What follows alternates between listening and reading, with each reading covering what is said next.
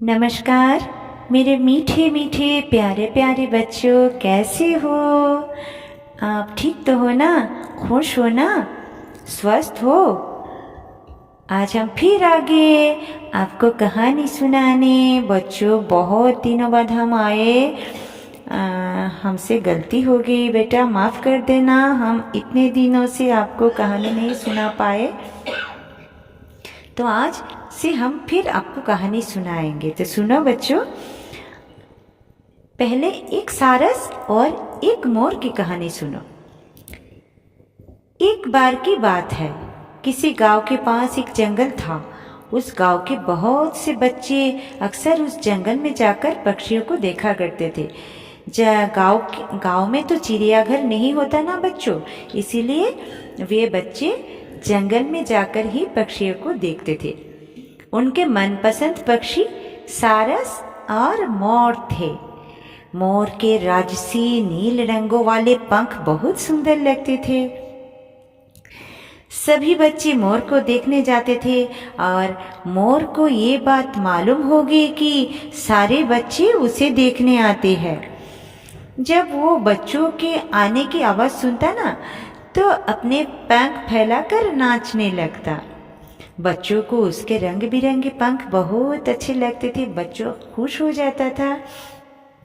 मोर का नाच देखने के बाद बस सारे बच्चे बहुत खुश हो जाते थे और तालाब की ओर जाते और सारस को देखते। सारस भी बच्चों को देखने के बाद अपनी चोंच से मछलियां पकड़ता था, अपने सफेद पंख फैला लेता और हवा में लहराता हुआ उड़ जाता। बच्चे बहुत खुश हो जाते थे।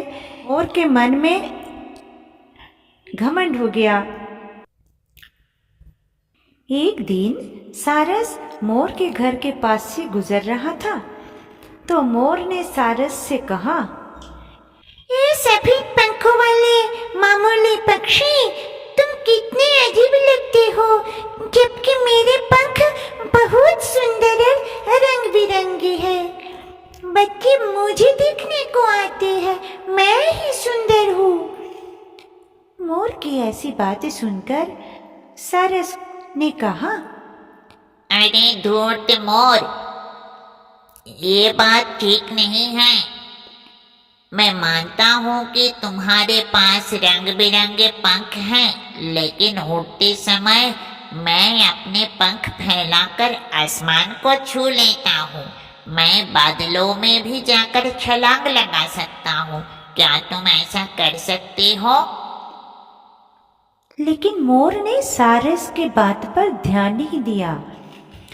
जल भूनकर अपने पंख फैलाए और नाचने लगा, लेकिन जल्दबाजी में पैर फिसल जाने से उसके पंख गंदे हो गए और टूट गए। तब सारस बोला, हे मोर, तुम्हें दूसरे पक्षियों का भी सम्मान करना चाहिए। देखो तुम्हारा क्या हाल हुआ। इतना घमंडी मत बनो, ये अच्छी बात नहीं है। ये कहकर सारस ने अपने पंख फैलाए आसमान में उड़ गया। मोर बेचारा क्या करे, अपना समूह लेकर खड़ा हो गया। उसकी समझ में अब ये आ गया कि हमें किसी का भी मजाक नहीं उड़ाना चाहिए और घमंड रखना अच्छी बात नहीं है। सभी अपने अपने गुणों के साथ इस धरती पर आए हैं। सभी में किसी ना किसी गुण तो अवश्य है। उसी गुण को ही सम्मान करना चाहिए। भगवान ने सबको कोई गुण अवश्य दे रखा है, इसलिए सभी प्राणियों का अपना अलग अलग महत्व होता है। कोई भी प्राणी तुच्छ या हीन नहीं होते बच्चों, तो हमें सभी का सम्मान करना चाहिए। किसी की आलोचना करना अच्छी बात नहीं है। किसी को दुख देना, किसी की मन में चोट पहुंचाना अच्छी बात नहीं है। तो आप भी कभी ऐसे मत करना बच्चों, ठीक है? तो देखा, भगवान जी गुस्सा हो गया तो क्या होता है? घमंड करने का फल क्या हो गया? तो और एक कहानी सुनो। एक कछुआ और एक खरगोश की कहानी। किसी जंगल में दूसरे जानवरों के साथ एक खरगोश रहता था।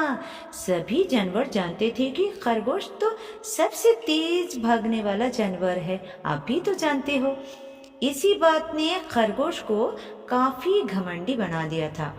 जंगल के बहुत से जानवर उसे बिल्कुल पसंद नहीं करते थे इस घमंड के कारण।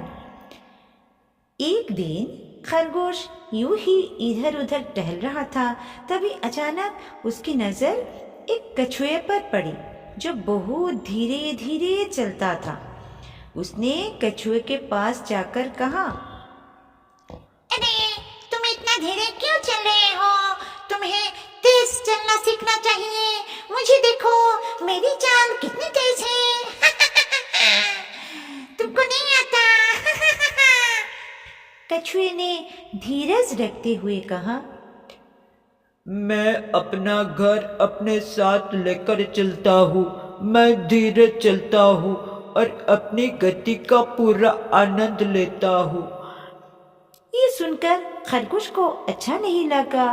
वो चाहता था कि कछुआ उसकी तारीफ करे। उसने कछुए को दौड़ लगाने की चुनौती दे दी। खरगोश ने सोचा, कछुआ तो दौड़ नहीं सकेगा। ये शर्मिंदा होकर उससे माफी मांग लेगा। लेकिन कछुए ने खुशी खुशी उसकी चुनौती कबूल कर ली। इसी तरह दौड़ शुरू हो गई। 1, 2, 3, दौड़ शुरू। खरगोश तेजी से दौड़ रहा, मगर कछुआ धीरे धीरे रेंगने लगा। कुछ दौड़ने के बाद खरगोश विश्राम करने के लिए एक पेड़ के पास रुक गया।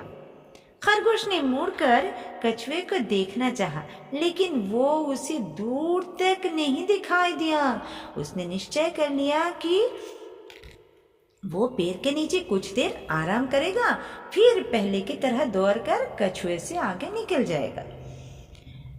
ये सोचकर खरगोश उस पेड़ के नीचे लेट गया। कुछ ही देर में उसे नींद आ गई। जब वो जागा तो दिन ढल चुका था। वो दौड़ समाप्त होने वाली रेखा की ओर भागा, लेकिन ये क्या, वहां तो धीरे धीरे चलने वाला कछुआ पहले ही पहुंच गया था। ऐसे में खरगोश को तो बहुत गुस्सा आया। वो चिल्लाया, तुम दौड़ कैसे जीत सकते हो? तुम तो मुझसे बहुत पीछे थे, कैसे आ गए सामने? कछुए ने मुस्कुराकर कहा, मेरी चाल धीमी थी, लेकिन मैं लगातार चलता रहा और तुम बीच में सो गए। यही वजह है कि मैं दौड़ जीत गया। तो खरगोश शर्मिंदा हो गया और धीरे धीरे यहाँ से चल पड़ा। फिर कभी कछुए से बातें नहीं की। उसका घमंड टूट गया। तो बच्चों, किसी को छोटा मत दिखाना, ये अच्छी बात नहीं। आप भी किसी से ऐसे व्यवहार नहीं करना, ठीक है? और एक बात हम इससे सीखते हैं कि कुछ भी शुरू करने के बाद बीच में मत रोको। लगातार चलते हो आप तो आप जीत जाओगे, और बीच में रोक लिया तो मानो आप हार जाओगे, ठीक है? तो बच्चों, अगले दिन फिर आने की चेष्टा करेंगे नई कहानी लेकर। तब तक के लिए नमस्कार, आप स्वस्थ रहो, खुश रहो।